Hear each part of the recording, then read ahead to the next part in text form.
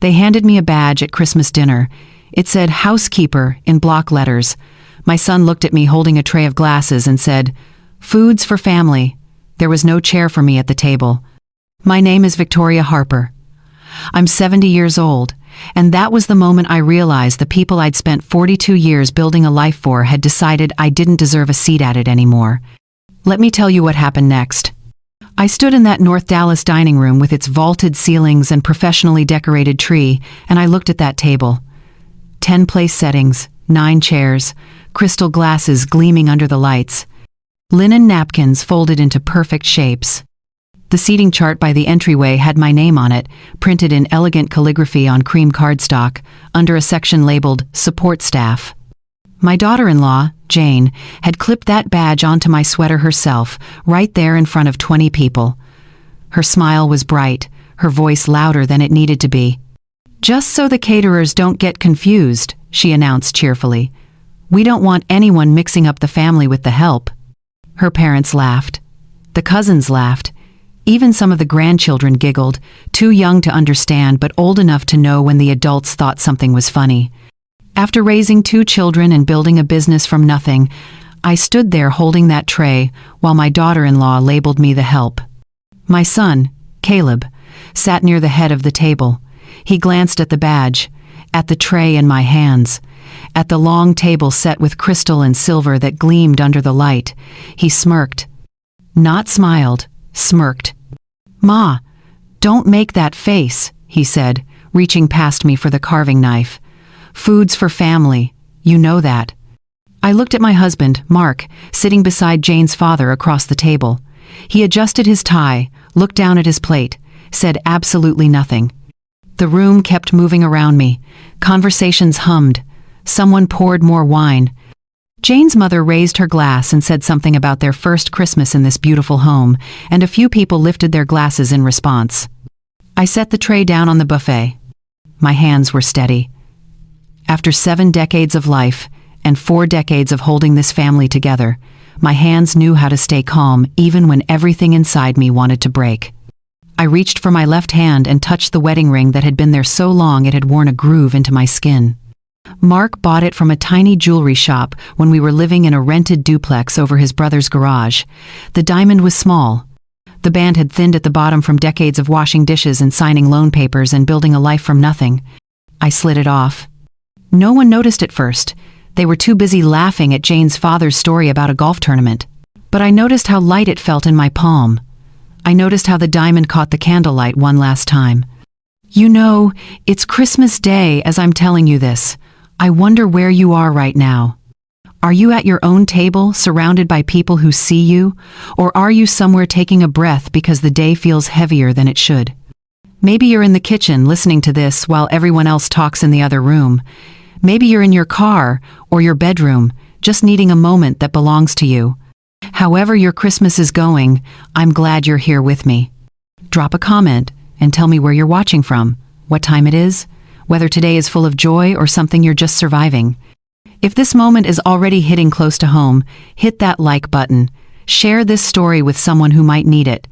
Subscribe, because what I did next shocked everyone in that room, and I think it might shock you too.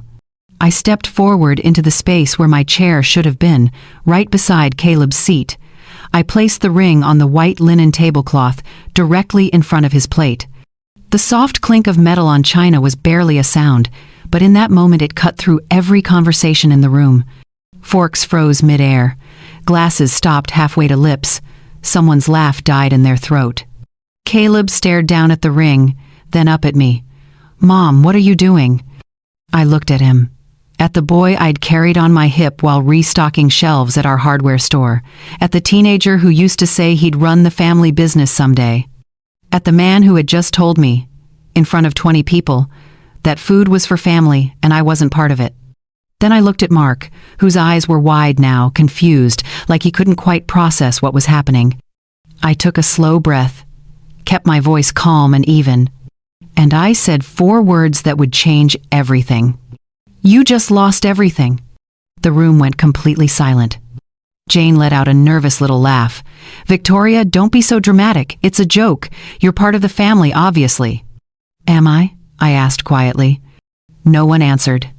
I reached up and unclipped the badge from my sweater, set it down next to the ring, right there on the perfect white linen between the sterling silver and the crystal goblets. "I won't be staying for dinner," I said. "Merry Christmas." Then I turned and walked out, past the color-coordinated tree, past the staircase wrapped in fresh garland, past the cousins already pulling out their phones and the adults frozen with shock on their faces. No one tried to stop me. Not my son. Not my husband. Not one person in that room stood up and said my name. The front door was heavy, with a fancy brushed nickel handle. It clicked shut behind me with a sound that felt like the end of something. The night air hit my face, cold and sharp. All around me, the gated community glowed with Christmas lights on every roofline. Perfect houses, perfect lawns, perfect lives on display. I walked to my car, my beat-up Buick sitting between luxury vehicles like it didn't belong. I unlocked it, slid behind the wheel, and sat there with the keys in my hand. My phone buzzed. Caleb's name lit up the screen. I watched it until it went to voicemail. Then I started the engine, backed out of the driveway, and drove away into the night. In the rearview mirror, I could see them through the big front windows, still sitting there, tiny shapes around that long table, Christmas dinner going on without me. And for the first time in years, I felt something I hadn't allowed myself to feel. Free. The streets were empty, except for the glow of Christmas lights strung on every house I passed. I drove through the gated community slowly, carefully, like any other night. My phone kept buzzing in the passenger seat. Caleb's name flashed on the screen, then Mark's, then Caleb again. I watched the screen light up and fade, until finally I reached down and turned the phone face down on the seat. The gate opened automatically as I approached. Nobody stopped me. Nobody asked questions. I drove through and the gate closed behind me with a soft mechanical hum. Outside that neighborhood, the world looked different. Regular houses with regular cars in the driveways, inflatable snowmen on front lawns, strings of colored lights that blinked instead of glowing steadily. I felt something loosen in my chest. About 20 minutes into the drive, I found myself slowing down near a neighborhood I hadn't been to in years. The streets were narrower here, the houses smaller. This was where Mark and I had started out, back when we were young and broke and full of plans. I pulled over near the corner and put the car in park. Across the street, a family was arriving home. A young couple, maybe in their 30s, getting out of a minivan with a couple of kids bouncing around them. The front door opened, and an older couple stepped out onto the porch. Grandparents, I guessed. The grandmother opened her arms wide, and the children ran to her, squealing. The grandfather shook the young father's hand, then pulled him into a hug. The grandmother kissed her daughter's cheek and took one of the children by the hand, leading them all inside. The door closed. Warm light spilled from the windows. I sat there in my car watching that closed door for longer than I should have. Then I put the car back in drive and kept going. I didn't have a plan, didn't know where I was going. I just drove until I saw a motel sign glowing red and white off the highway, the kind of place that charges by the night and doesn't ask questions. The parking lot was half empty. A plastic Christmas tree sat in the window of the front office, its lights blinking in a slow, tired rhythm. The woman behind the desk barely looked up when I walked in. She slid a key across the counter and told me the room number. I paid in cash. The room smelled like old carpet and cleaning solution. 2 beds with floral bedspreads that had probably been there since the 90s, a television bolted to the dresser. A bathroom with the exhaust fan that rattled when I turned on the light. I set my purse on the bed and sat down beside it. My phone buzzed again. I pulled it out and looked at the screen. 15 missed calls, 10 text messages. I opened the messages without reading them, just scanning the names. Caleb, Mark, Jane. Rebecca, my daughter, asking if I was okay and where I was. I turned the phone off completely and set it on the nightstand. The room was quiet. Outside, I could hear cars passing on the highway. Somewhere down the hall, a television played too loud. But in here, it was just me and the sound of my own breathing.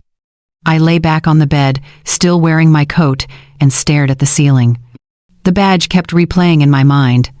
The way Jane had smiled when she clipped it on. The way her parents had laughed. The way Caleb had smirked and said those words. Foods for family. But it wasn't just tonight. I thought about the weeks leading up to Christmas, the way Jane had handed me a list of tasks for the dinner party like I was staff she'd hired, pick up the dry cleaning, polish the silver. Make sure the guest bathroom has the good towels. The way Caleb had started referring to me as Mom only when he needed something.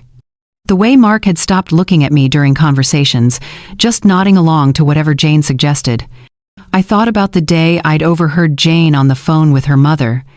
"It's actually convenient having her here," she'd said, "like having live-in help, but free."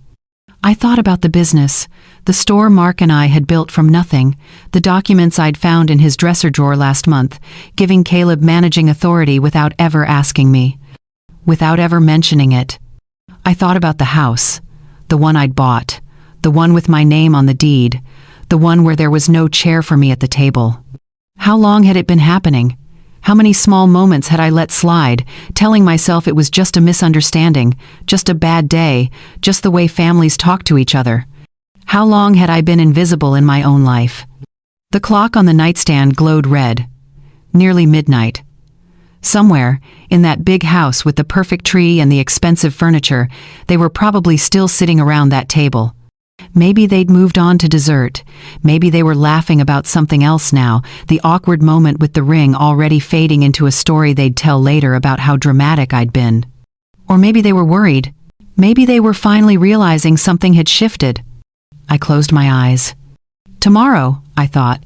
Tomorrow, I'll figure out what happens next. But one thing was already clear, even in the quiet darkness of that motel room on Christmas night. I wasn't going back as usual. I wasn't going back to being invisible. I wasn't going back to a life where my own family could hand me a badge and take away my chair and think that was acceptable. I had drawn a line tonight. And tomorrow, I would decide what came next. I woke up on that motel bed still wearing my coat, the morning light coming through thin curtains that didn't quite meet in the middle. My neck ached. My mouth was dry. For a few seconds, I didn't remember where I was or why. Then it all came rushing back. The badge, the ring, the walkout. I sat up slowly and looked around the room. Same floral bedspread. Same rattling bathroom fan. Same plastic-wrapped cups by the sink. My phone was still off on the nightstand. I left it that way. I walked to the bathroom and splashed cold water on my face, looking at myself in the mirror under the fluorescent light.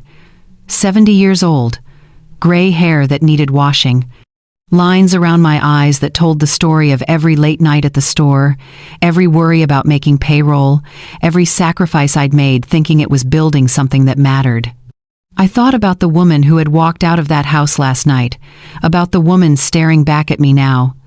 And I thought about the girl I'd been before any of this started. I grew up in a town outside Waco that most people drove through without stopping. One stoplight, one diner that stayed open 24 hours because the owner lived upstairs and figured he might as well. One grocery store, one gas station that also sold bait and lottery tickets.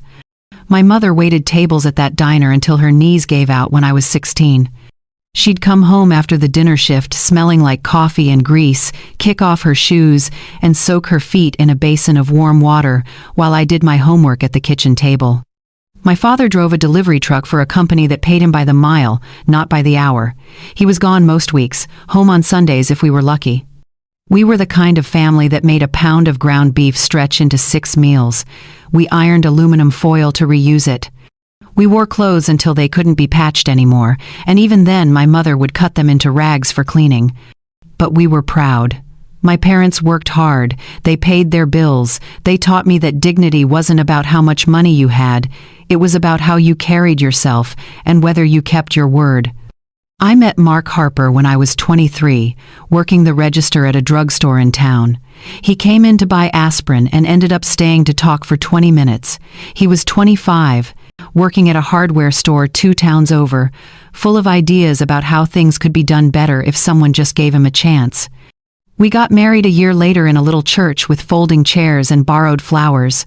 No fancy reception, no honeymoon. We moved into a duplex Mark's brother owned, living in the unit over the garage. The place was small and drafty. but it was ours. Mark kept talking about his ideas, about opening his own store someday, about being his own boss. I listened, and the more I listened, the more I believed him. We saved every penny we could.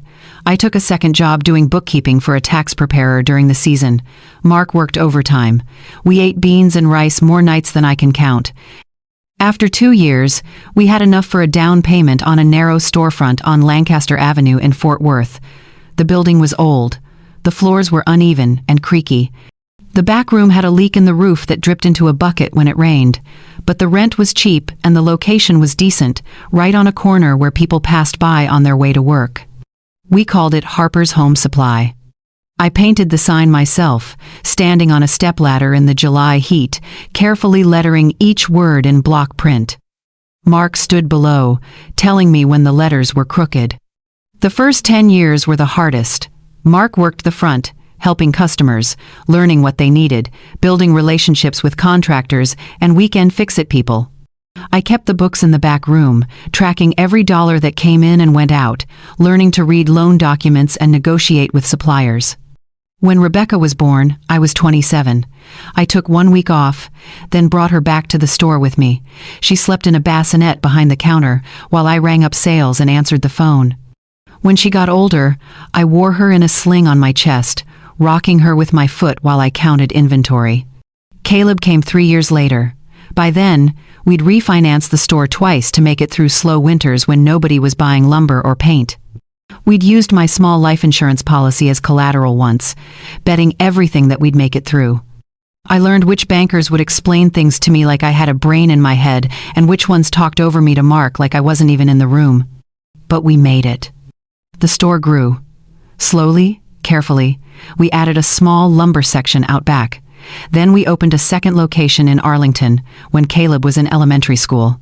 By the time he was in high school, Harper's was one of the few independent hardware stores that hadn't been bought out or crushed by the big chains. People knew us, knew our name, knew they'd get honest advice and fair prices. We built that. Mark and I. Together. I remember one night when Caleb was about 15. We were closing up the store, counting the register, and he was sitting on the counter, swinging his legs like he used to do when he was little. "One day this will all be mine," he said, looking around at the aisles and the inventory and the steady hum of the place. I looked up from the cash drawer. "Ours," I said, "if you want it, but you have to want the work, not just the reward." He nodded, but I saw the look in his eyes. That distant look kids get when they're thinking about the future, but don't really understand what it costs. "Sure, Mom," he said. "I know." I should have paid more attention to that look. I should have noticed the difference between wanting something and being willing to build it. But back then, I still believed that love and sacrifice were the same thing, that if you gave enough, worked hard enough, showed up enough, the people you were building for would see your value. I believed family meant something. Sitting in that motel room on the morning after Christmas, staring at my reflection in a streaked mirror, I understood something I should have learned decades ago. It doesn't matter how much you build if the people you're building for don't respect the builder. And I was done being invisible in the house I'd built. Caleb graduated from college with a business degree and no interest in hardware. He was 22 when he told us he wanted to do something different, something bigger than the family store. Mark and I were standing in the lumber section when he said it, and I remember the way Mark's face fell, just for a second, before he covered it with a smile. "What do you want to do?" I asked. Caleb shrugged. "Consulting, strategy, helping businesses scale. The store is fine, but it's small, you know. I want to think bigger." I didn't argue. Rebecca had already gone her own way into nursing, building a life in San Antonio with a man whose last name I still stumbled over. She called every week, sent pictures of her kids, visited when she could. She was happy. I wanted Caleb to be happy too. So we supported him. Helped him rent a desk at one of those co-working spaces in downtown Dallas where people sat at long tables with laptops and said they were entrepreneurs. He called his business a consulting firm, though I never quite understood who he was consulting or what he was consulting about. He'd show up at family dinners talking about clients and pitch decks and growth strategies, using words that sounded impressive but didn't mean much when you asked for details. Mark ate it up. He loved the idea that our son was in Dallas, in an office building with glass walls, doing business in a suit instead of work boots. "He's going places," Mark would say, pride thick in his voice. I'd nod and keep quiet, even though part of me wondered what places exactly and how he planned to get there. That's when he met Jane. She worked in the same building, something with marketing for her family's company. Her parents owned a chain of auto dealerships across North Texas, the kind of family that belonged to country clubs and talked about summering at their lake house. She wore clothes that looked expensive even when they were casual, and she had that way of speaking that made everything sound certain, like she'd never questioned a decision in her life. Caleb brought her to meet us on a Sunday afternoon at the original store. We'd just finished inventory, and the place smelled like sawdust and paint thinner. I was behind the counter in jeans and an old shirt, and Mark was helping a regular load drywall into his truck out back.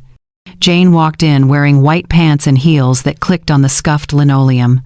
She looked around slowly, taking in the pegboard walls, the narrow aisles, the mismatched shelving we'd added over the years as we grew. Her smile was polite, but something about it made my skin prickle. "So this is it," she said, more to Caleb than to me. "The family business." "This is it," I said, coming around the counter to shake her hand. "We've been here almost 30 years now." "It's so quaint," she said, still smiling that smile. "It has character." The way she said character made it sound like a flaw. Caleb gave her a tour, pointing out sections like he'd spent years working there instead of a few summers in high school before he found excuses to be anywhere else. Jane nodded along, asking polite questions, but I could see her checking her phone when she thought we weren't looking. When they left, Mark came back inside, wiping his hands on a rag. "She seems nice," he said. "She does," I agreed, though something about the visit sat wrong with me. Within 6 months, they were engaged. The wedding was the following spring at a country club I'd only seen from the highway. Tall columns out front, a lawn that looked like a golf course, waiters in bow ties carrying champagne on silver trays. Jane's parents paid for most of it, but we contributed too, quietly. Mark wrote checks without telling me the amounts, but I saw the statements later. We paid for the flowers, the photographer, the rehearsal dinner that cost more than our mortgage payment. At the wedding, Jane's family took up most of the guest list. Her father's business associates, her mother's book club friends, cousins from Houston and aunts from New Mexico. Our side of the church was smaller. The people from the store, Mark's brother and his family, a handful of old friends. During the reception, I overheard Jane talking to one of her cousins near the dessert table. "Caleb's family is sweet," she was saying, her voice light and airy. "Very hardworking, very grounded. His mom still works the counter at their little store. Can you imagine? I keep telling Caleb he needs to get them to retire, but I think they like the routine." She laughed, and the cousin laughed with her, and I stood there holding a plate of cake I no longer wanted. That night, I mentioned it to Mark while we were getting ready for bed in our hotel room. Jane said something that bothered me. I started. "She's young," Mark said, not looking up from untying his shoes. "She doesn't mean anything by it." "She called the store little," I said, like it was something small to be embarrassed about. "It is small," Mark said, "compared to what her family has." "That's not a bad thing, Victoria. Different worlds, that's all." But over the next year, I noticed Mark measuring our success by Jane's family standards instead of our own. He started talking about expanding, about franchise opportunities, about selling to a bigger chain and cashing out while we could. "Jane's father says independent stores won't last another decade," he'd say over dinner. "He says we should think about our exit strategy." "We're not exiting," I'd remind him. "This is our life's work." "It's a business," he'd say. "Businesses change." Jane started reshaping the family story too. At gatherings with her friends, I'd hear her talk about how Caleb was taking over the family business soon, making it sound like he was already running things when he barely showed up except to walk through and wave at the staff. She'd talk about our plans to expand, to modernize, to partner with bigger suppliers, things we'd never actually discussed. And Caleb would stand there nodding, not correcting her, letting her spin a version of reality that had nothing to do with the truth. Mark never corrected her either. He was too dazzled by the connections, by the invitations to golf tournaments and charity dinners, by the idea that marrying into Jane's family meant we'd moved up somehow. I watched the shift happen slowly, the way Mark started dressing differently, the way he talked about the store like it was something to move past instead of something to be proud of, the way he stopped asking my opinion and started making decisions based on what Jane's father would think. And I stayed quiet, because I'd been raised to believe that keeping the peace mattered more than speaking up. I should have seen it then, the pattern forming, the respect slipping away one small moment at a time. But I told myself it was temporary, that once Caleb and Jane settled down, once they had kids, things would balance out. I was wrong. The phone call came on a Tuesday evening, about a year after the wedding. I was at the store doing end-of-day paperwork when my cell rang. Caleb's name flashed on the screen. "Mom, can you and Dad come over for dinner this weekend?" he asked. "Jane and I want to talk to you about something."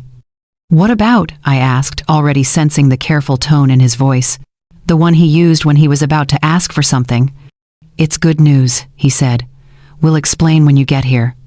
That Saturday, Mark and I drove to the apartment Caleb and Jane were renting in a complex near downtown Dallas. It was nice enough, 2 bedrooms, a balcony overlooking a pool, but Jane had made it clear more than once that it wasn't where she planned to stay. "We're outgrowing this place," she'd say whenever we visited. "We need something with room to grow." They were expecting their first child. Jane was 4 months along, just starting to show. Dinner was takeout from an expensive Italian place, the kind where the portions are small and the prices are large. We sat at their dining table, the same one Mark and I had bought them as a wedding gift, and made small talk while we ate. Finally, Caleb pushed his plate aside and glanced at Jane. She nodded. "So," he began, folding his hands on the table, "we've been looking at houses."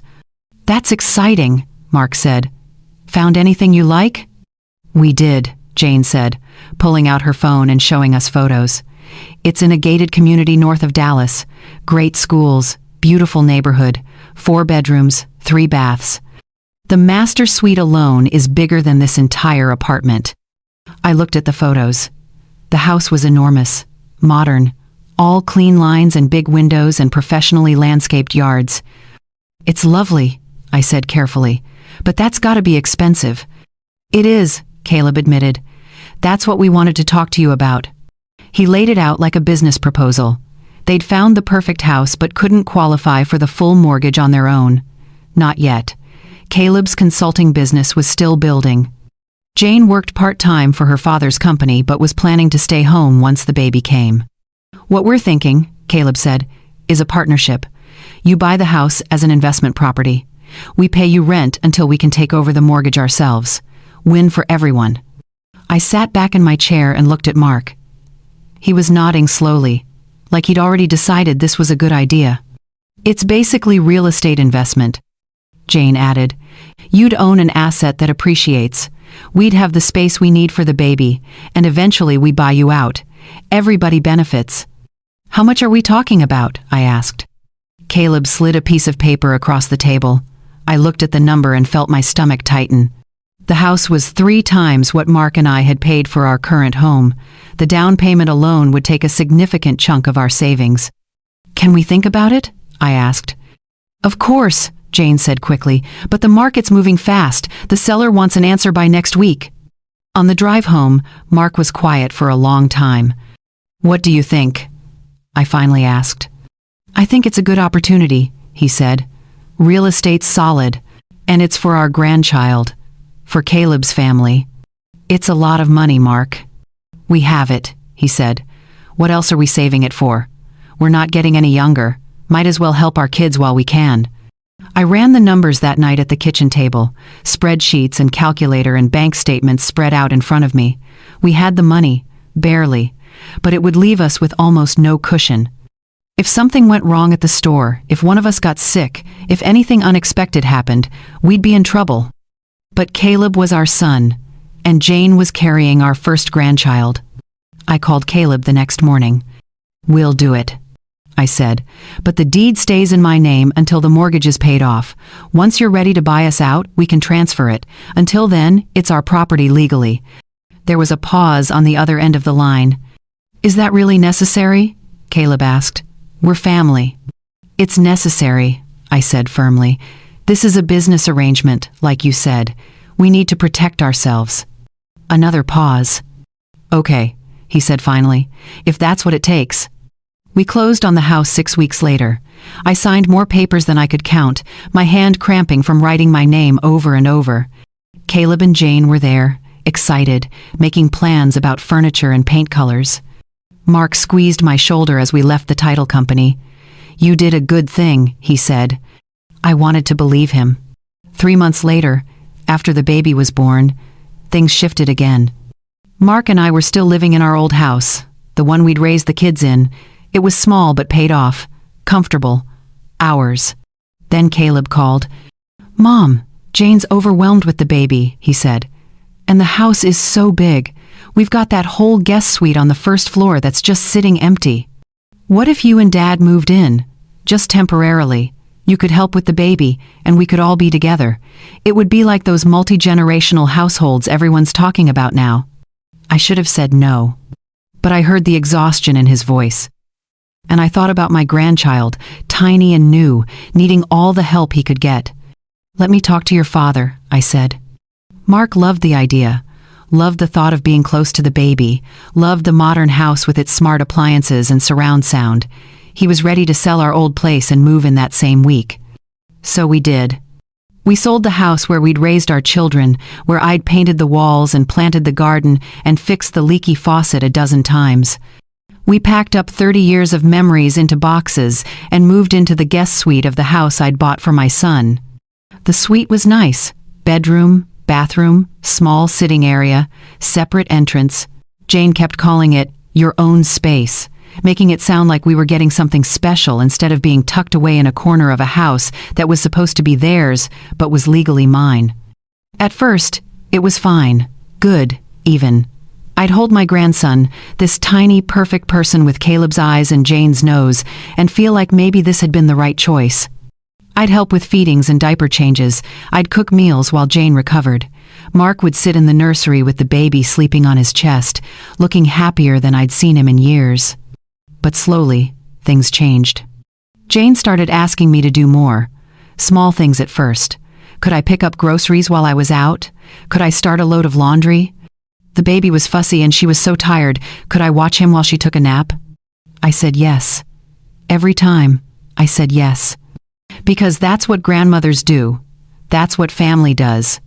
But then the requests got bigger. Jane needed me to clean the upstairs bathrooms because the cleaning service was too expensive now with the baby. Could I organize the playroom? Could I meal prep for the week? Could I be home by 3 to watch the baby because Jane had a hair appointment? I was doing more housework than I'd done in my own home. More cooking, more cleaning, more childcare. And somewhere along the way, without anyone saying it out loud, I stopped being the grandmother who lived in the guest suite. I became the help. It's funny how you can lose yourself one small request at a time. The first few months in that house, I told myself I was helping, being useful, doing what grandmothers are supposed to do when their children have babies and busy lives. But there's a difference between helping and being help. I learned that difference in the space between one season and the next. It started with Jane asking if I could grab her a glass of water while I was up. Reasonable enough. Then it became asking me to bring her phone from the other room, then her laptop, then a snack, then another snack because she didn't like the first one. One afternoon, Jane had 3 of her friends over for lunch on the back patio. I was in the kitchen putting away groceries I'd picked up that morning, things Jane had texted me to get because she was too busy to go herself. I heard her laugh, that bright practiced laugh she used with her friends, and then I heard the snap of fingers. Victoria, can you bring out the pitcher of iced tea and maybe some of those little cookies from the pantry? Not a question. A command wrapped in pleasant words. I brought the tea. I brought the cookies. I refilled glasses when they got low. One of her friends thanked me. The others barely looked up. As I walked back into the house, I heard Jane's voice drift through the open door. "It's so convenient, honestly. Having her here is like having staff, but family. She loves to help." Her friends murmured agreement. Someone said something about wishing her own mother lived closer. I stood in the kitchen with my hands braced against the counter, staring at nothing. Another day, Caleb caught me on my way to the store. "Hey Mom, can you do me a favor?" he asked, barely looking up from his phone. "I need to pick up my dry cleaning, but I've got calls all afternoon. You're headed that direction anyway, right?" "I'm going to the hardware store," I said. "That's the opposite direction." "Oh." He finally looked at me. "Could you maybe go after? It closes at 6 and I really need that suit for tomorrow." I went. Of course I went. And the next time, he didn't even ask. Just texted me the address of the dry cleaner and said, "Thanks, you're the best." At the store, things were changing too. Caleb had started showing up once a week, sometimes twice. Not to work, not to help. To walk through like he owned the place, shaking hands with customers, chatting with the staff, taking photos for his social media. Building the family brand, he called it. I watched him one Tuesday afternoon, standing near the paint section talking to Luis, one of our longest employees. Luis was explaining a problem we were having with a supplier, laying out the details, asking what Caleb thought we should do. Caleb nodded, said something vague about looking into it, clapped Luis on the shoulder, and walked away without writing anything down or following up. Luis came to me an hour later. "Did Caleb say anything to you about the supplier issue?" he asked. "No," I said. "What do you need?" "We solved it the way we always did. I called the supplier, negotiated a better rate, arranged the new delivery schedule. Luis thanked me and went back to work." When I mentioned it to Mark that evening, he shrugged. "Caleb's busy with his own clients," he said. "He can't be expected to handle every little detail." "Those little details keep the store running," I said. "He'll learn," Mark said. "Give him time. It's good that he's showing his face there. Customers like seeing the family involved." But Caleb wasn't involved. He was performing involvement. And somehow, that was enough for Mark. I stayed quiet about most of it. Told myself it was temporary. That once the baby got older, once Jane felt more settled, things would balance out. That Caleb would eventually realize the difference between appearing to run a business and actually running one. I kept my head down and did what needed doing. Until I found the envelope. It was a Saturday morning. Mark had gone to play golf with Jane's father, something he'd started doing regularly. I was putting away laundry in our room when I noticed his dresser drawer wasn't quite closed. I pushed it shut, but it caught on something. I opened it to fix whatever was jamming it and saw a manila envelope folded in half, stuffed in the back corner under his socks. I almost left it, almost closed the drawer and walked away. But something about the way it was hidden made me pause. I pulled it out and opened it. Legal documents. Forms I recognized because I'd been signing them for 30 years. Partnership agreements. Transfer of authority. Management restructuring. My hands started shaking as I read through the pages. Caleb was being given managing authority over Harper's Home Supply, decision-making power, access to accounts, control over operations and staffing. Mark had signed it 2 weeks ago. My name wasn't on it. I hadn't been consulted, hadn't been told. I sat on the edge of the bed with those papers in my lap and felt something crack open inside my chest. The store Mark and I had built together, that I had poured decades of my life into, that I had learned to run when nobody thought a woman could, that I had saved more than once with my own money and my own credit when banks wouldn't give us loans. And Mark had just handed it to Caleb without saying a word to me. I was still sitting there when Mark came home 3 hours later, whistling as he walked through the door. He stopped when he saw me in the bedroom doorway, the envelope in my hand. "What's that?" he asked, though his face told me he already knew. "You tell me," I said, holding it out. He took it, glanced at the papers, and set it on the dresser. "It's just paperwork, Victoria, making things official." "Official," I repeated. "You gave Caleb managing authority over our business without telling me." "I meant to tell you," he said. "I just hadn't found the right time." "The right time," I said slowly. When would that have been, Mark? After he'd already made decisions I didn't agree with? After he'd changed things I'd built?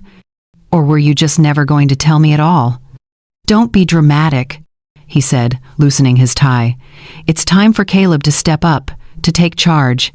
We're not getting any younger, and he needs to learn how to run things. He doesn't know how to run things, I said. He shows up twice a week for photo opportunities while the actual staff does the work.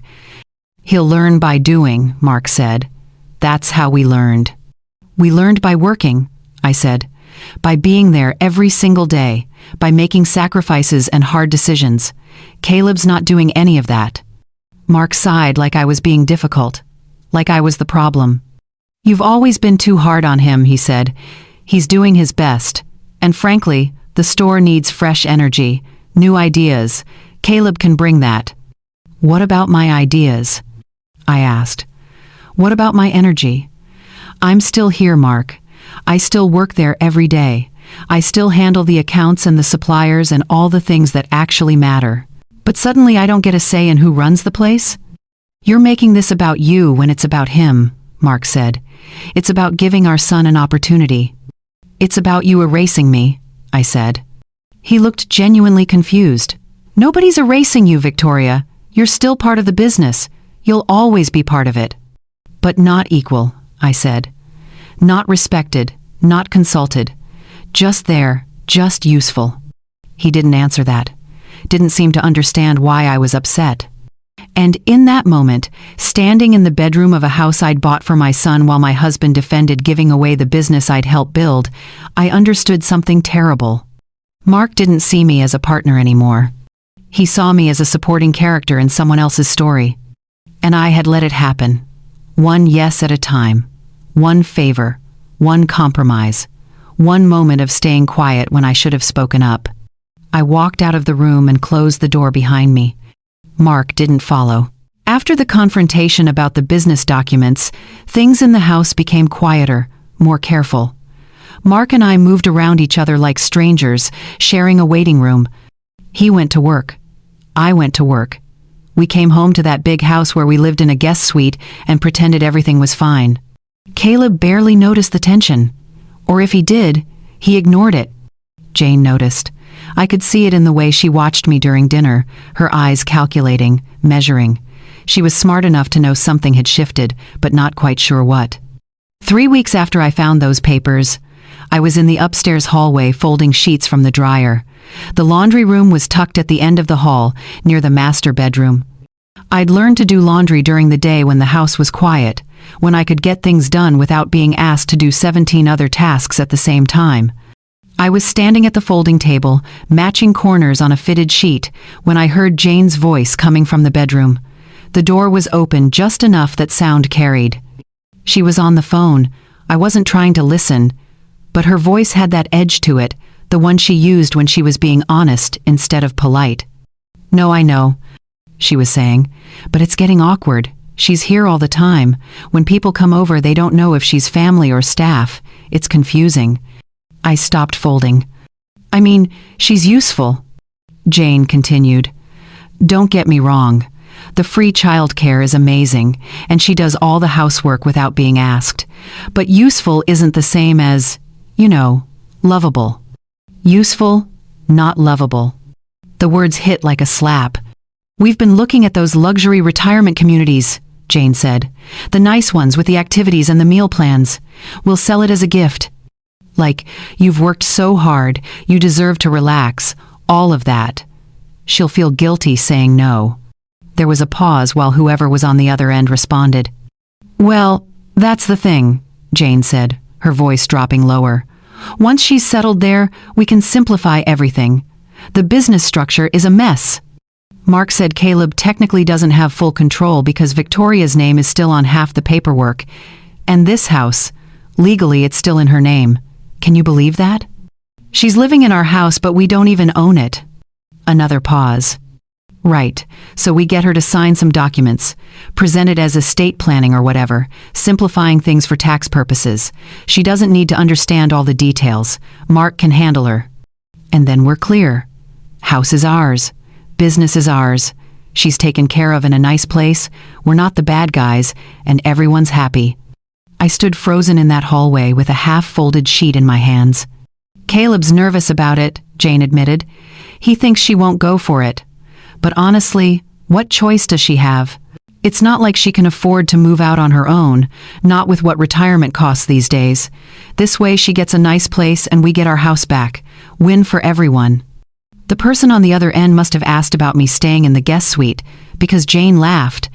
God, no. I need that space for when my parents visit, and frankly, the optics are terrible. People think we can't afford our own place, or that we need a live-in nanny. It makes us look, I don't know, less than. I carefully, silently, set the sheet down on the folding table.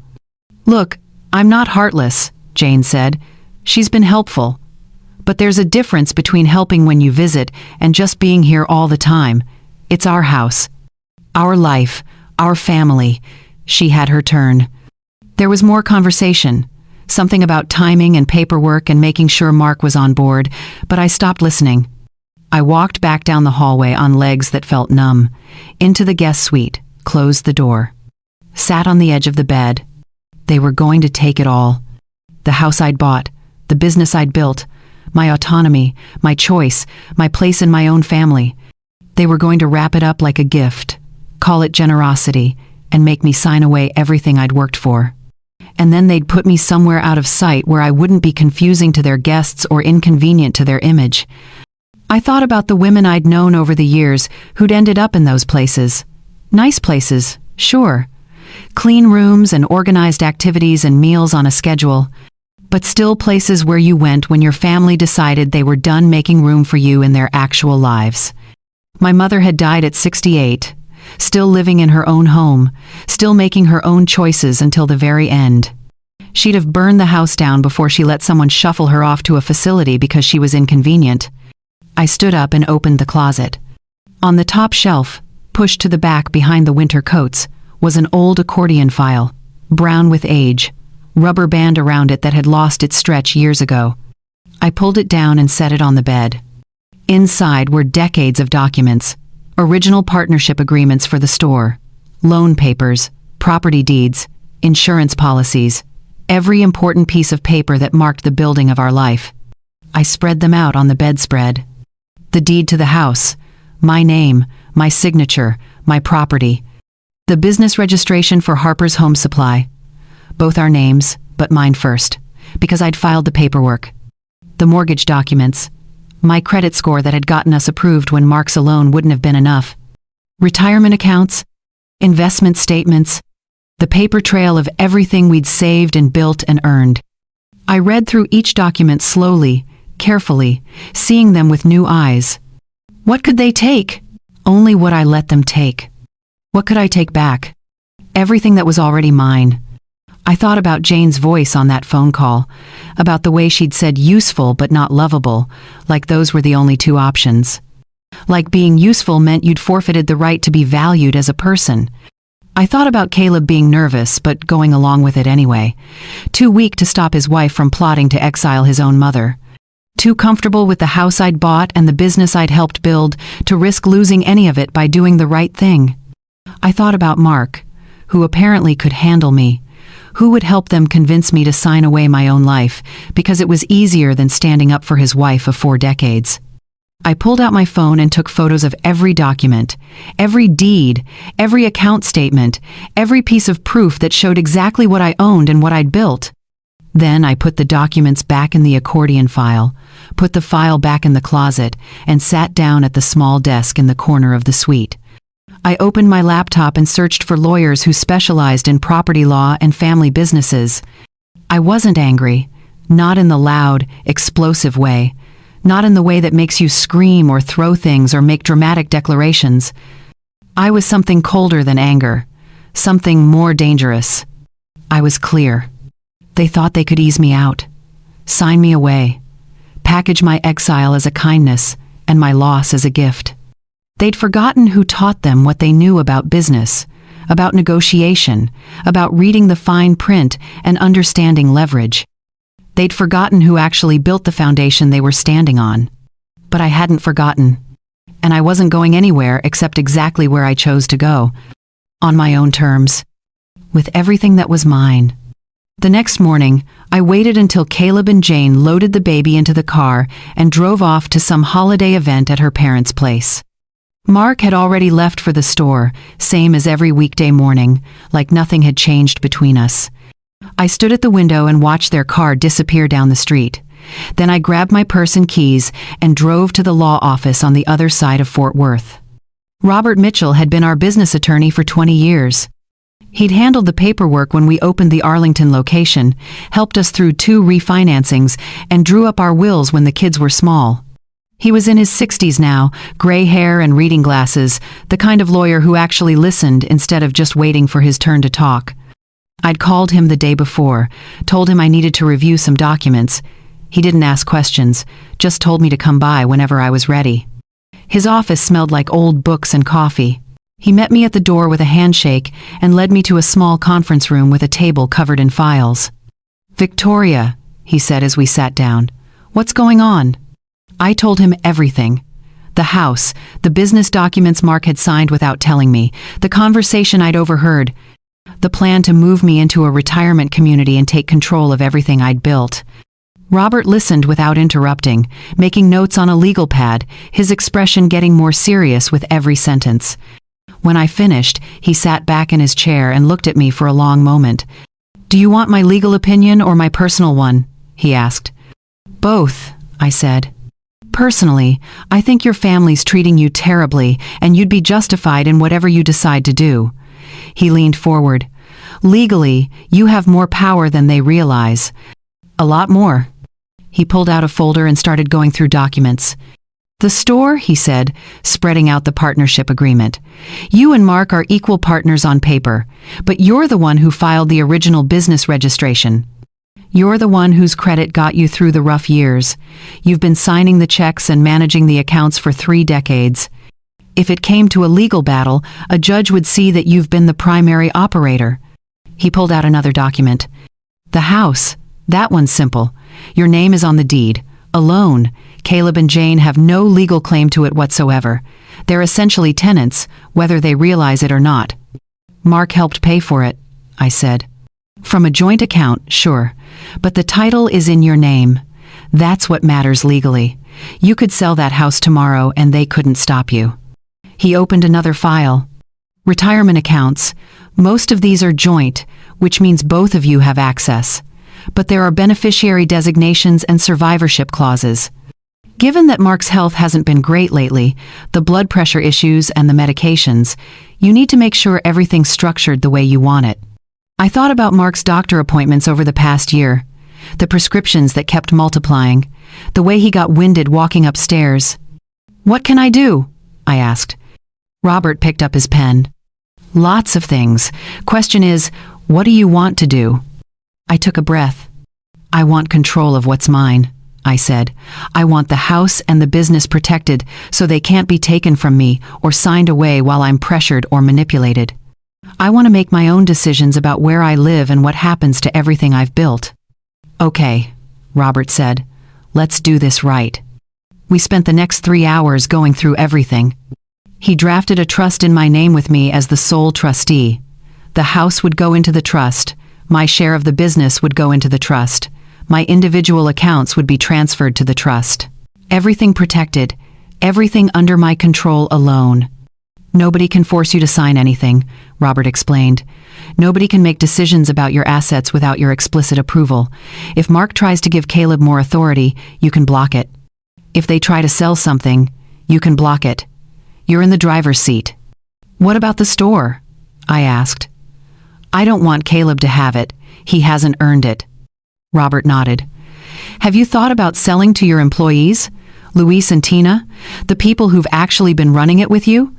I had thought about it more over the past few weeks than I wanted to admit. "They couldn't afford market value," I said. "You could structure it as an owner-financed sale. They pay you over time, below market rate. You'd still get income from it. They'd get a business they've helped build, and Caleb gets nothing."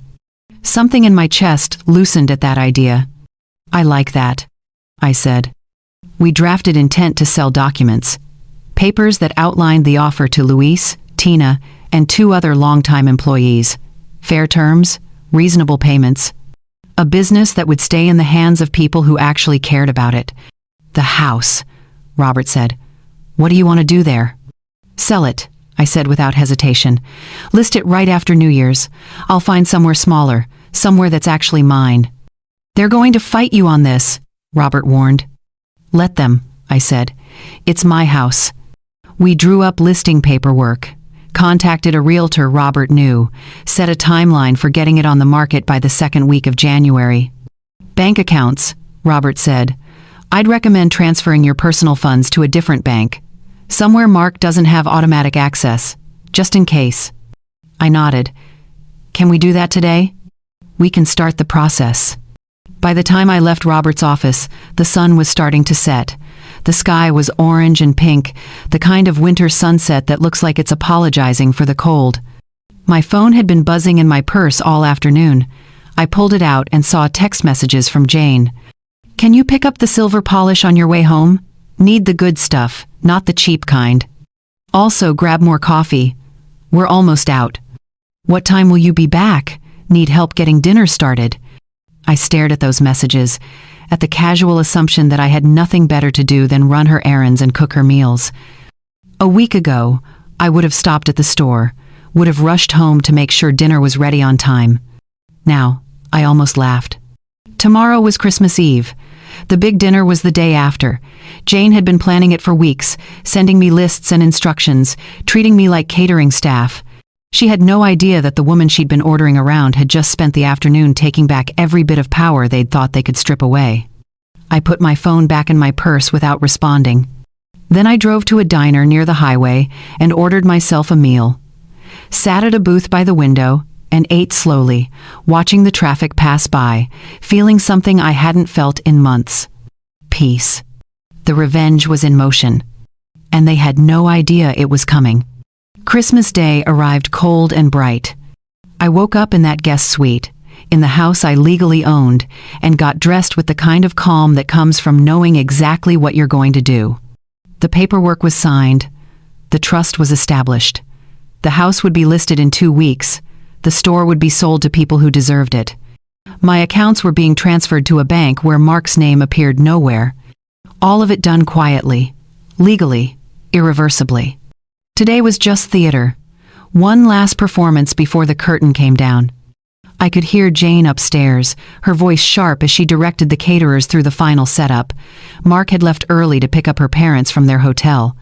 Caleb was somewhere dealing with last-minute details, playing the role of host in a house he thought would someday be his. I walked upstairs and looked around the main floor. The house was staged like a magazine spread, every surface polished, every decoration placed with precision, white and gold everywhere, the colors Jane had chosen because they photographed well. The tree in the living room was 7 feet tall, covered in matching ornaments that had been purchased as a set, nothing handmade or sentimental, nothing with history. I looked for anything of mine in that space, any evidence that I'd lived there for 3 years, any photo, any object, any small marker of my existence. There was nothing. The pictures on the walls were of Caleb and Jane's wedding, of Jane's family vacations, of professional portraits taken at the country club. The books on the shelves were decorative, spines that matched the color scheme. The furniture was all new, expensive, chosen by Jane. I had been erased from this house long before I'd planned to leave it. Guests started arriving around noon. Jane's parents first, loud and cheerful, commenting on every detail of the decorations. Then her siblings, her cousins, friends from the country club. Mark's brother and his wife. Jane moved through the rooms like a conductor, positioning people for photos, adjusting decorations, making sure everything looked perfect. "Victoria," she called out as I came down the hallway, "can you stay in the kitchen for now? I want to get some family photos before we eat, and it'll be easier with less people in the frame." Less people. Not family. People. I nodded and went to the kitchen, watching from the doorway as Jane arranged everyone in front of the tree. Mark stood beside Caleb, looking proud. The baby sat on Jane's hip, her parents flanked them on either side. They took a dozen photos, different poses, different groupings. Not once did anyone suggest including me. I wasn't hurt. Not anymore. I was taking notes, watching who participated in my erasure and how easily they did it. The dining room table was set for 20. Crystal glasses at every place, china plates with gold trim, cloth napkins folded into shapes I didn't recognize. And those place cards. I watched Jane set them out, reading each one. Granddad, Nana, Uncle Tim, Cousin Ashley, each one in that gold script, elegant and expensive. Then I saw her pull out one more card from the stack. Not a place card, a badge on a lanyard. She smiled as she set it aside on the buffet. People gathered around the table. Conversations hummed. Someone opened wine. Jane's mother made a toast about family and blessings and being together in this beautiful home. That's when Jane walked over to me, that bright smile on her face, holding the badge. "Just so the caterers don't get confused," she said, loud enough for everyone to hear. "We don't want anyone mixing up the family with the help." She clipped it onto my sweater. "Housekeeper." Her parents laughed. The cousins laughed. A few of the grandchildren giggled. I stood very still, looking around the room, watching faces.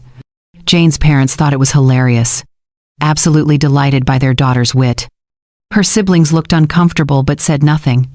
Mark's brother glanced away.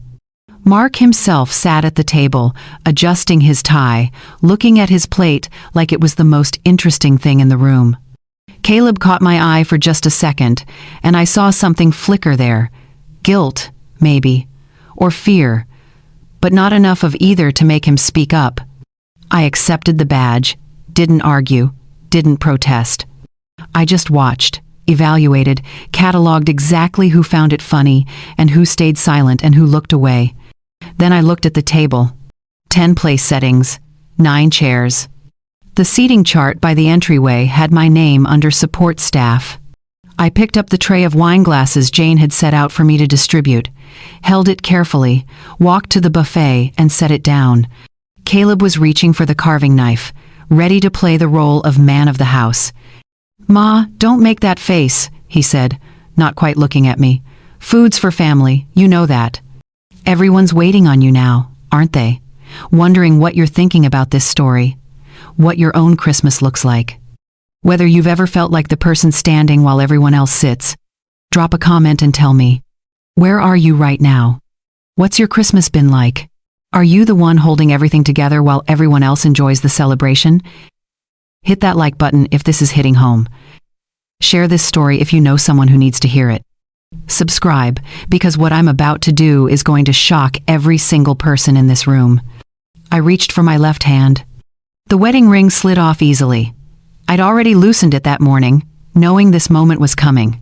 I held it for just a second, feeling its weight, remembering the day Mark put it on my finger in a tiny church with folding chairs. Then I stepped forward into the gap where my chair should have been. I placed the ring on the white linen, directly in front of Caleb's plate. The soft sound of metal on china cut through every conversation. Forks stopped. Glasses paused halfway to lips. Someone's laugh died. Caleb stared at the ring, then at me. "Mom, what are you doing?" I looked at him. At my son who'd let his wife treat me like staff. At the man who'd accepted authority over my business without earning it. At the person who'd stayed silent while I was erased from my own life. I looked at Mark, who finally raised his eyes to meet mine, confusion and something like fear crossing his face. I looked at Jane, whose smile had frozen into something brittle. I took a breath, and I said it. 4 words, calm and clear. "You just lost everything." The room went silent. Jane recovered first, that nervous laugh. "Victoria, don't be so dramatic. It's a joke. You're part of the family, obviously." "Am I?" I asked quietly. Nobody answered. I reached up and unclipped the badge, set it beside the ring. "I won't be staying for dinner," I said. "Merry Christmas." I walked out. Past the tree with its perfect ornaments. Past the family photos that didn't include me. Past 24 people who'd watched me be labeled as help and said nothing. Not one person stood up. Not one person called my name. The front door closed behind me with a solid click. I walked to my car, got in, started the engine.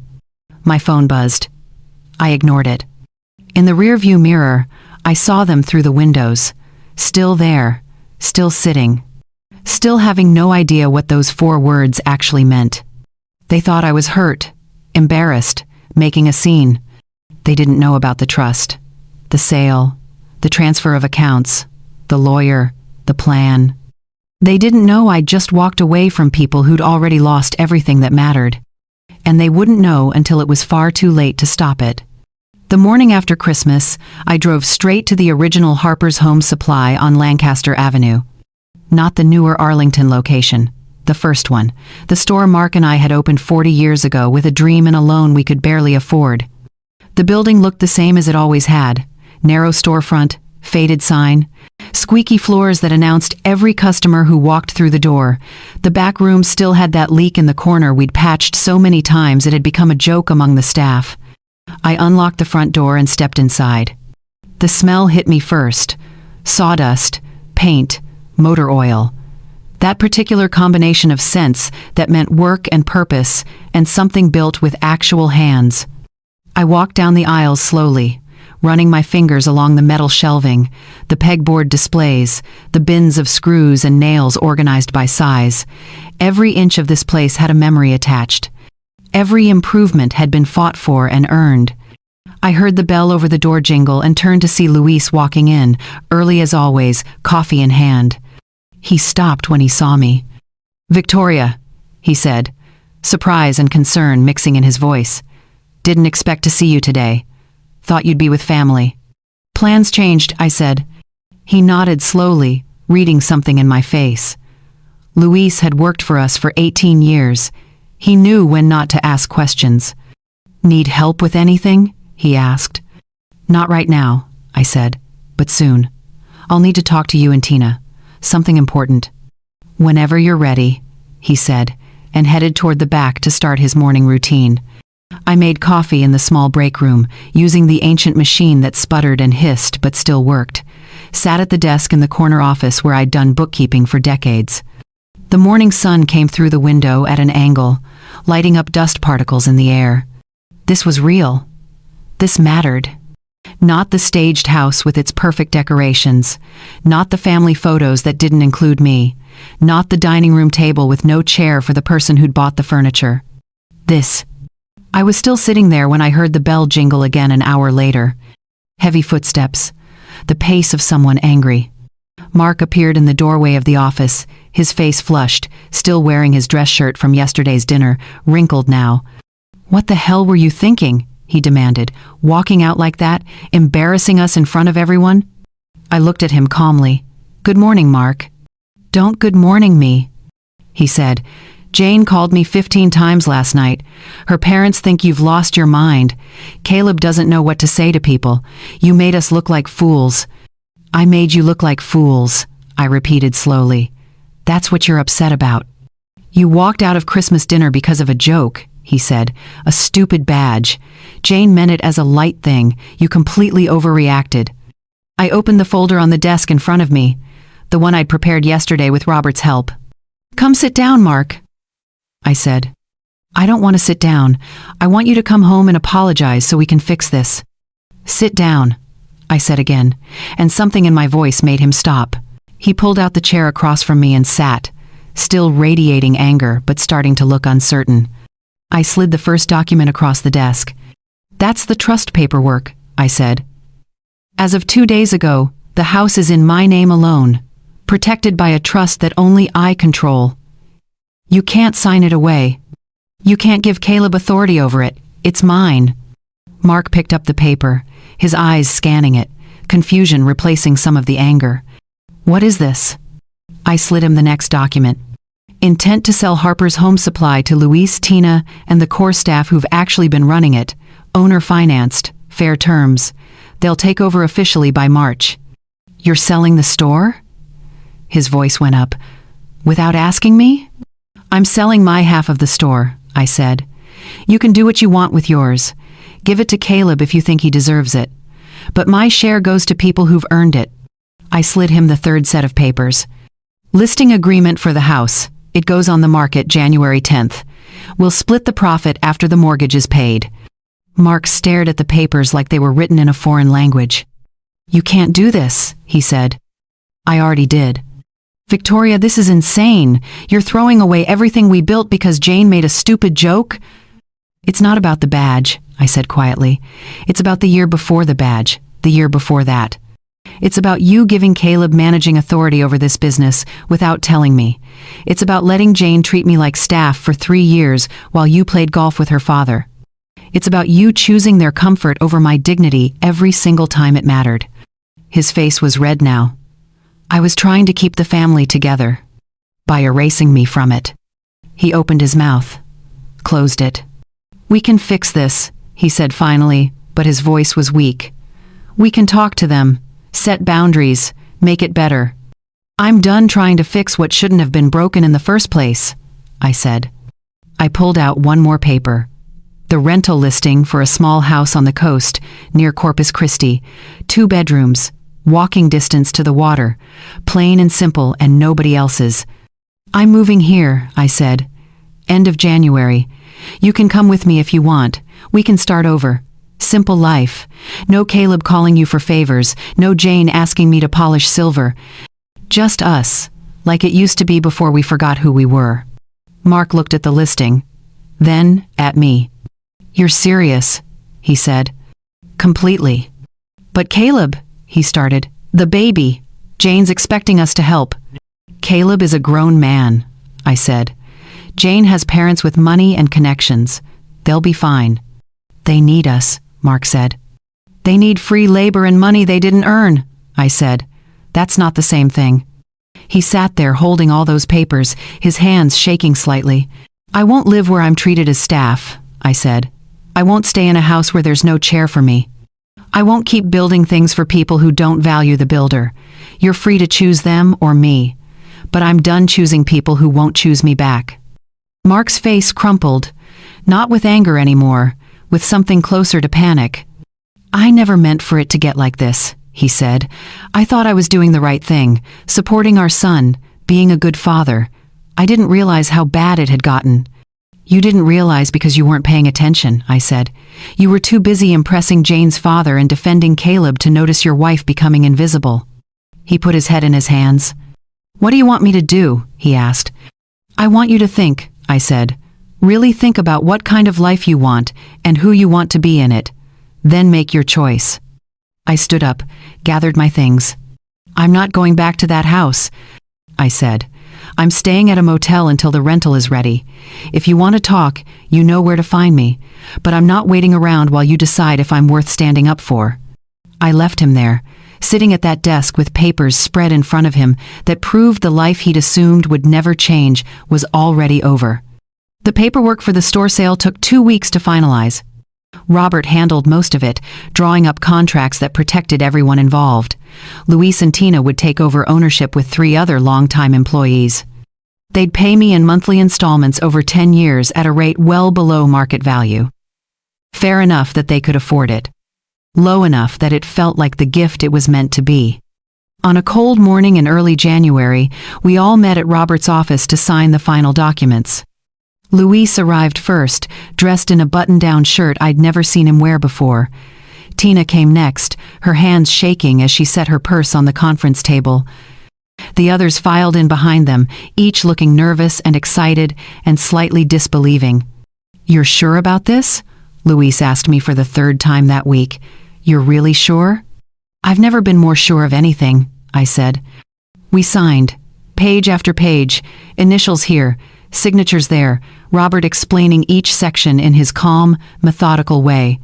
When it was done, when the store officially belonged to them, Tina started crying. "I don't know what to say," she said, wiping her eyes with the back of her hand.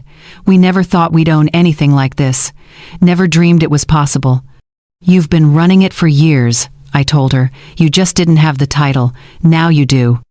Luis stood up and shook my hand, gripping it firmly. "We'll take care of it," he said. "We'll make you proud." "You already have," I said. Walking out of that office, leaving the store in their hands, felt like setting down a weight I'd been carrying so long I'd forgotten it was there. I was halfway to my car when I heard tires screech in the parking lot behind me. Caleb's SUV pulled up fast, too fast, and he jumped out before it had fully stopped. "Mom, what the hell did you do?" I turned to face him. "I sold my share of the store," I said calmly, "to people who deserved it." "You should have given it to me," he said, his voice rising. "I'm your son. That store was supposed to be mine." "Why?" I asked. "Because you showed up twice a week for photos? Because you walked around shaking hands and taking credit for work other people did? Because you told your friends you were taking over when you couldn't even tell me the names of half our suppliers?" He flinched. "I was learning. You never gave me a real chance." "I gave you years of chances," I said. "You wanted the status without the work. You wanted to inherit something you hadn't built. That's not how it works." "This is because of Christmas," he said. "Because of that stupid badge. You're punishing me for something Jane did."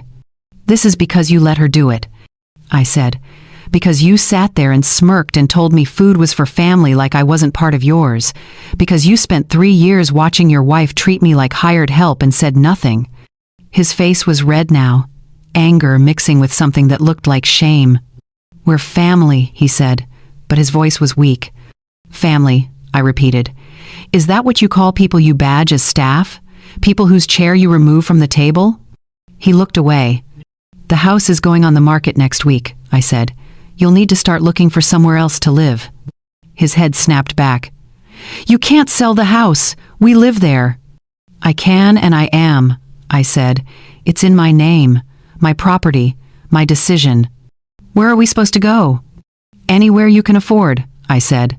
"The same way every other adult figures it out." I got in my car and started the engine. Through the window, I could see him standing there, his phone already out, probably calling Jane.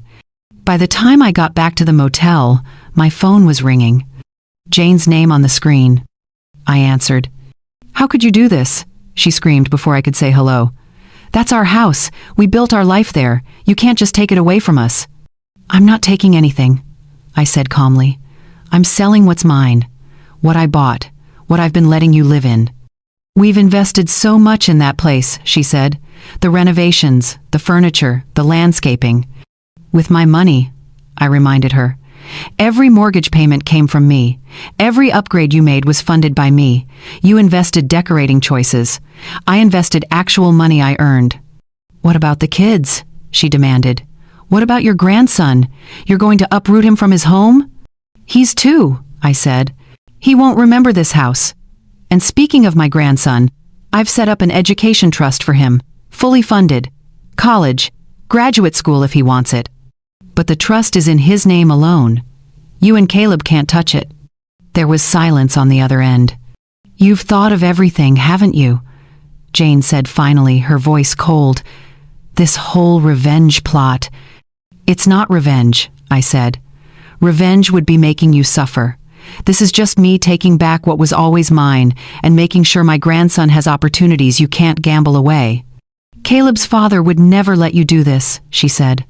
"Caleb's father signed the papers that started this," I said. "He chose to exclude me. Now he gets to live with the consequences." She hung up on me.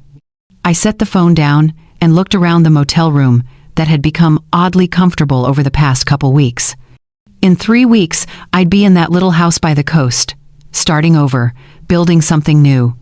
No business to manage, no family members to take care of who didn't take care of me back, no house full of expensive furniture that meant nothing, just me and the life I chose. By the end of January, the house had 3 offers. I accepted the highest one. Caleb and Jane had 60 days to move out. The store changed ownership officially on February 1st. Luis hung a new sign, same name, same location, different owners who actually showed up every day. Mark never came to the coast. He stayed in Fort Worth, renting an apartment near the Arlington store location, still trying to salvage his relationship with Caleb, still not understanding that some things break permanently when you ignore them long enough. He called sometimes, asked how I was doing, suggested we talk about reconciling. I was always polite, but I never said yes.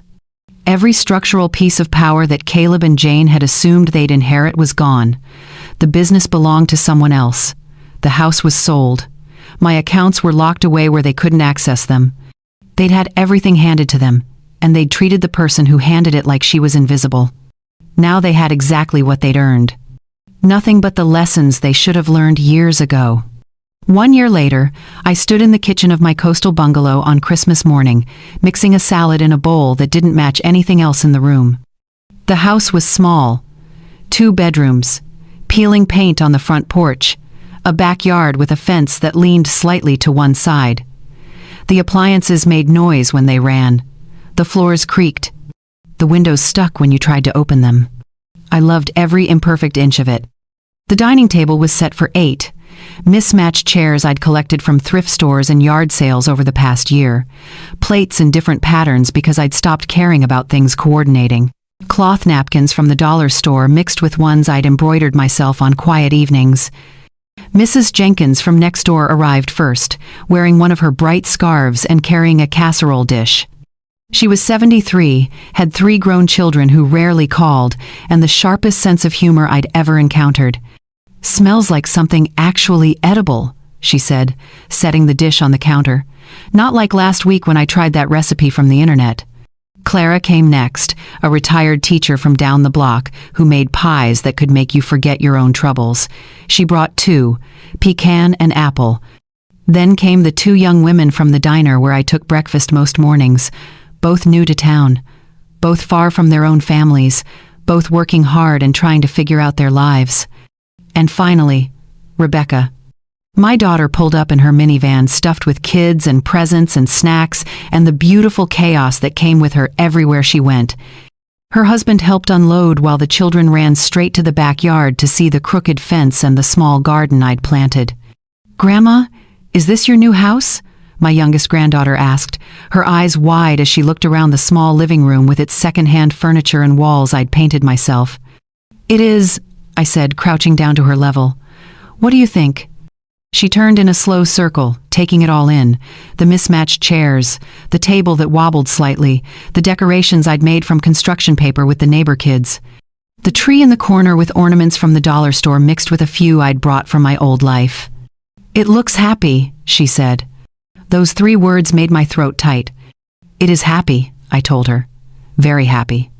We ate at that wobbly table, talking over each other, laughing too loud, passing dishes and spilling things and not caring about any of it.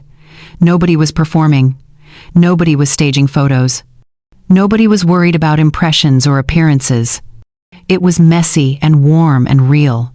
After dinner, while everyone else argued over a board game in the living room, Rebecca joined me in the narrow kitchen. "So," she said carefully, drying a dish I'd just washed, "Caleb called the other day. I kept washing, waiting. He wanted to know if you were okay," she continued. "Didn't ask directly, but I could tell he was fishing for information." "Is he okay?" I asked. She shrugged. "The house sold. They're renting now, somewhere closer to Jane's parents. Her family helped them. Caleb doesn't say it outright, but I think he misses the store. The routine, the people who actually knew him." She paused. "He misses you, Mom."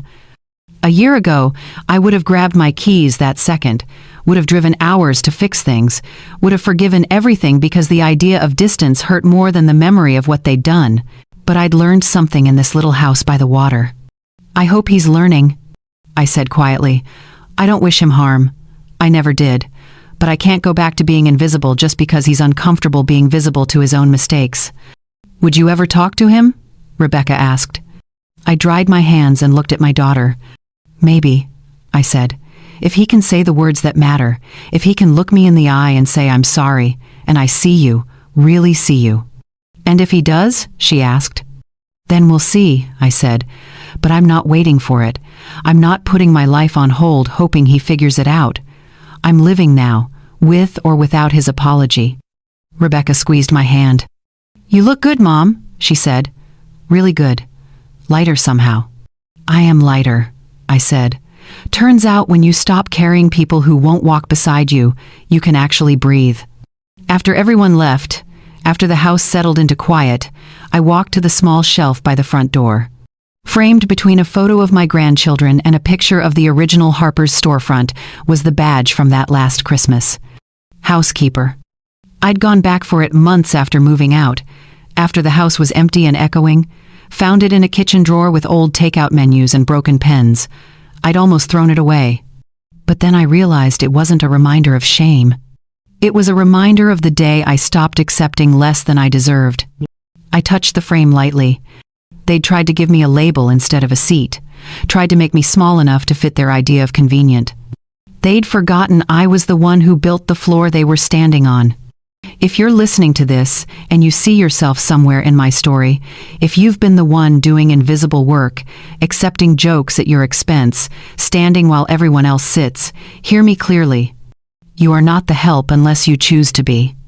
And when your family gives you a badge instead of a chair, you're allowed to walk away.